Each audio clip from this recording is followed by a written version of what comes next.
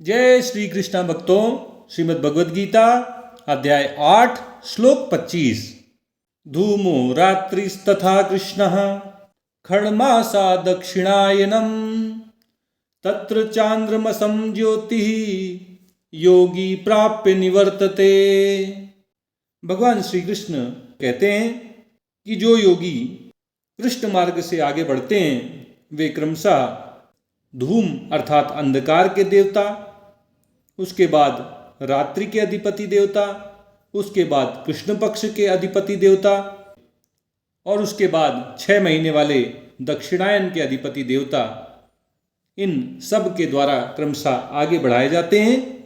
वे चंद्रमा की ज्योति को प्राप्त होते हैं और वहाँ कुछ काल तक रहने के बाद वे वापस इस संसार में लौट कर आते हैं। वे जन्म मरण के चक्र से पार नहीं हो पाते हैं। 23वें श्लोक में भगवान ने अर्जुन से कहा था कि वे उसे उन 2 मार्गों के विषय में बताएंगे जिनमें से एक मार्ग से गए हुए व्यक्ति वापस लौटकर संसार में जन्म नहीं लेते हैं, उन्हें मुक्ति प्राप्त हो जाती है, जबकि दूसरे मार्ग से गए हुए व्यक्ति वापस लौटकर संसार में आते हैं, वे जन्म मरण के चक्र से मुक्त नहीं हो पाते हैं। पिछले श्लोक में भगवान ने अर्जुन को शुक्ल मार्ग के विषय में बताया था, जो प्रकाश की बहुलता वाला मार्ग है। इसमें गए हुए व्यक्ति जन्म मरण के चक्र से मुक्त हो जाते हैं, फिर उनका कभी पुनर्जन्म नहीं होता है, वे लौटकर संसार में वापस नहीं आते हैं। अब इस श्लोक में भगवान अर्जुन को कृष्ण मार्ग के विषय में बता रहे हैं। यह अंधकार की बहुलता वाला मार्ग है।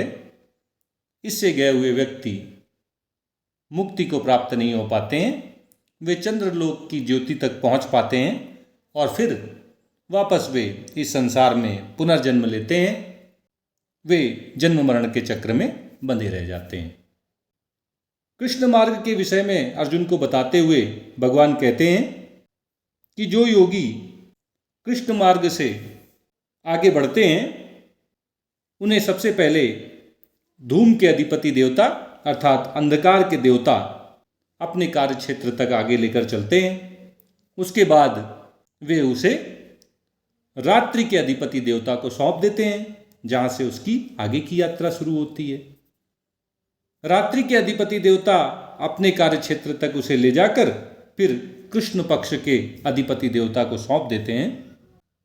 आगे की यात्रा जीव की कृष्ण पक्ष के अधिपति देवता के अधीन आरंभ होती है और अपनी सीमा तक पहुंचाने के बाद कृष्ण पक्ष के अधिपति देवता उस जीव को 6 महीनों वाले दक्षिणायन के अधिपति देवता को सौंप देते हैं। आगे की यात्रा जीव दक्षिणायन के अधिपति देवता के अधीन आगे बढ़ाता है। इस प्रकार धूम के अधिपति देवता, उसके बाद रात्रि के अधिपति देवता, उसके बाद कृष्ण पक्ष के अधिपति देवता और फिर दक्षिणायन के अधिपति देवता के द्वारा आगे बढ़ाया जाता हुआ वह व्यक्ति चंद्रमा की ज्योति को प्राप्त होता है।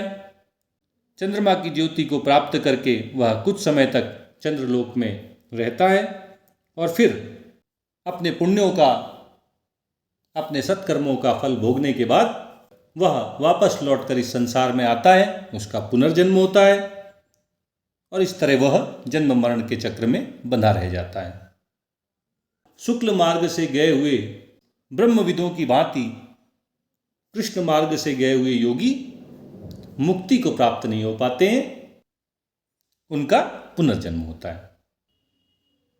इस प्रकार भगवान श्री कृष्ण ने अर्जुन के माध्यम से हम सबको जीव द्वारा मृत्यु के बाद की जाने वाली यात्रा के 2 मार्गों के विषय में हमें बताया।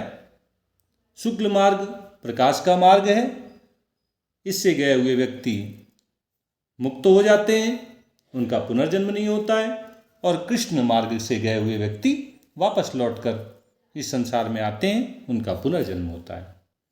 ओम तत्सत। जय श्री कृष्णा, जय श्री कृष्णा, जय श्री कृष्णा।